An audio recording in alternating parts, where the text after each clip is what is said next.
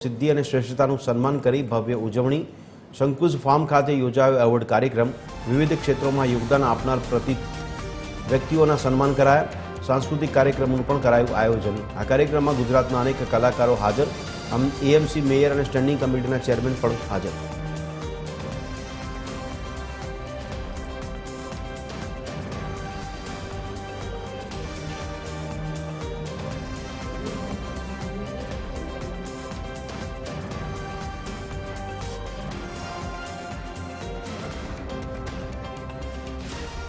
તો એક કલાકાર તરીકે મને ખૂબ આનંદ છે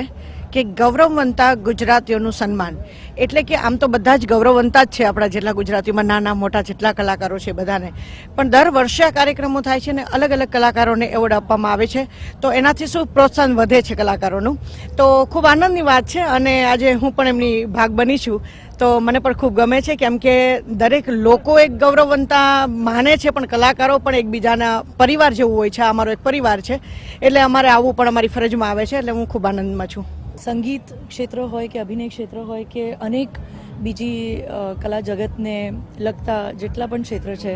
એ બધા જ આર્ટિસ્ટને બિરદાવવામાં આવે છે એ બદલ હું ધન્યવાદ પાઠવું છું એન્ડ આજે ઘણા બધા સરપ્રાઇઝીસ છે so I am very excited about it as well હોય છે અને ગુજરાતના આપણા જેટલા પણ ગૌરવવંતા લોકો છે એ લોકોનું પણ સન્માન થતું હોય છે સો ઓલ ઇન ઓલ બધા જ પ્રકારના લોકોનો એક સમન્વય થઈને એક મોટો ભવ્ય કાર્યક્રમ હંમેશા અતરીશભાઈ કોશિશ કરે છે સુંદર મજાનો કાર્યક્રમ આપવાની અને લોકોને ગમે એવું હોય છે ટાઈગર શ્રોફ પણ આમાં આવી ગયો છે કાર્તિક પણ આવી ગયો છે Aryan and then Rani Mukherjee is coming today એટલે આ રીતનું બધું સુંદર મજાનું છે અને હું ને મોના અને રાજવીર અમે પણ આવ્યા છે કારણે કે માત્ર કલાકારોને નવાજવામાં નથી આવતા જે સમાજના શ્રેષ્ઠીઓ છે જેને સમાજમાં સારું કામ કર્યું છે those are work four unfortunate people અને જે સેવાના કામ કરે છે જેને સમાજમાં હિન્દુત્વને જાગૃત કર્યું છે એવા ઘણા બધા કામો છે જે અસામાન્ય છે તો એવા કામ કરનાર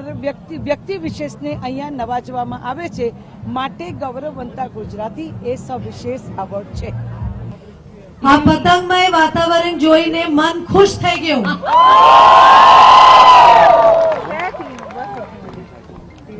आज अहमदाबाद में आके मुझे तमने बधे संक्रांति नी हार्दिक शुभेच्छा तो थैंक यू अगर ठीक बोला तो ठीक है नहीं बोला तो मुझे माफ कर दीजिए।